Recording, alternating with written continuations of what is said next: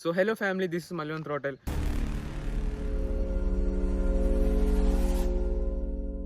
So നമ്മൾ വണ്ടി wash ചെയ്യാൻ കൊടുക്കുമ്പോൾ വാഷിംഗ് സെൻറ്ററിൽ അല്ലെങ്കിൽ നമ്മുടെ വീട്ടിൽ നമ്മൾ പ്രഷർ വാഷ് ചെയ്യുമ്പോൾ കുറച്ച് കാര്യങ്ങൾ നമ്മൾ ശ്രദ്ധിക്കണം. സോ നമ്മൾ പ്രഷർ വാഷ് ചെയ്യുമ്പോൾ നമ്മളുടെ ത്രോട്ടിൽ ബോഡി കിറ്റ് ഉണ്ട് ഇതവിടെ, ഈ പാർട്ടിൽ നമ്മൾ തട്ടാണ്ട് വേണം നമ്മൾ പ്രഷർ വാഷ് ചെയ്യാൻ. ഇതിൽ തട്ടിക്കഴിഞ്ഞെന്ന് വെച്ച് കഴിഞ്ഞാൽ കംപ്ലൈൻറ്റ് വരാൻ ചാൻസ് ഭയങ്കര കൂടുതലാണ്. ഇപ്പോൾ ഇത് നമ്മളുടെ രണ്ടും ഡിസ്കും ABS ആണ്.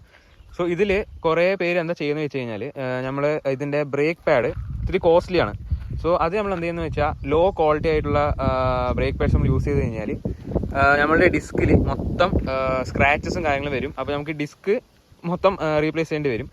സോ അതിന് പകരം കമ്പനി തരുന്ന ജെന്യൂൻ ആയിട്ടുള്ള ബ്രേക്ക് പാഡ്സോ അല്ലെങ്കിൽ ഏതെങ്കിലും synthetic type brake pads use ചെയ്ത് വെച്ചാൽ നമുക്ക് ബെറ്റർ ബ്രേക്കിംഗ് കിട്ടും, അത്യാവശ്യം നല്ല ലൈഫും ഉണ്ടാവും. നമ്മൾ ഈ ലോ ക്വാളിറ്റി ആയിട്ടുള്ള ബ്രേക്ക് പാഡ്സ് യൂസ് ചെയ്യുമ്പോൾ പെട്ടെന്ന് അത് തീരും, പക്ഷേ അതിൻ്റെ കോസ്റ്റ് കമ്മിയാണ്, പക്ഷേ നമുക്കത് വെറുതെ നമുക്ക് റീപ്ലേസ് ചെയ്യേണ്ടി വരും. വേറെ ഇമ്പോർട്ടൻറ്റ് കാര്യമാണ്, നമ്മൾ മഴക്കാലം ഈ മോൺസൂൺ സീസണൊക്കെ വരുന്ന മുമ്പ് നമ്മൾ എന്തായാലും സംഭവം ചെക്ക് ചെയ്തിരിക്കണം.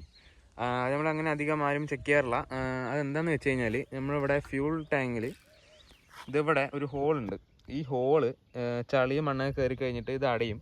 സോ അടയും എന്താവും സംഭവിക്കുന്നത് വെച്ച് കഴിഞ്ഞാൽ നമ്മളിത് അടയ്ക്കുന്ന സമയത്ത് ഇതിൽ കൂടെ വെള്ളം ഇതിൻ്റെ ഉള്ളിൽ കയറും.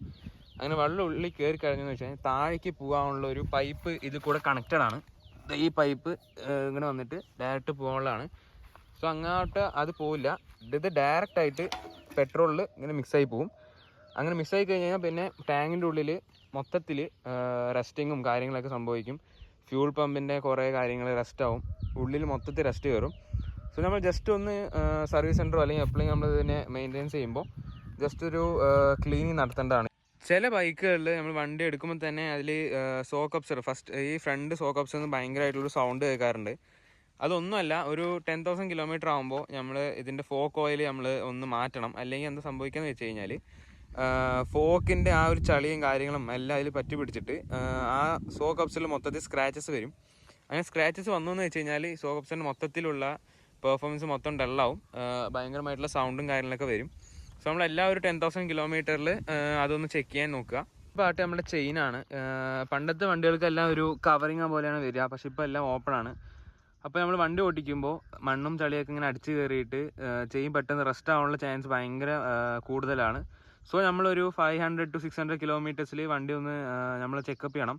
ചെയിൻ്റെ കണ്ടീഷൻ എങ്ങനെയാണ്, ഓക്കെയാണ് നോക്കിയിട്ട് വേണം പിന്നെ നമ്മൾ റൈഡ് ചെയ്യാൻ. അതിന് മുമ്പ് നമ്മൾ മൊത്തം ഒരു ക്ലീനർ വെച്ചിട്ട് ക്ലീൻ ചെയ്ത് പിന്നെ ഒരു ലൂബ് ചെയ്യണം. സോ അതിൻ്റെ വീഡിയോ ഞാൻ അടുത്ത് ചെയ്യുന്നതായിരിക്കും. നെക്സ്റ്റ് വീഡിയോ ആയിട്ട് കാണുന്നതായിരിക്കും. Bye. This is Malayalam throttle.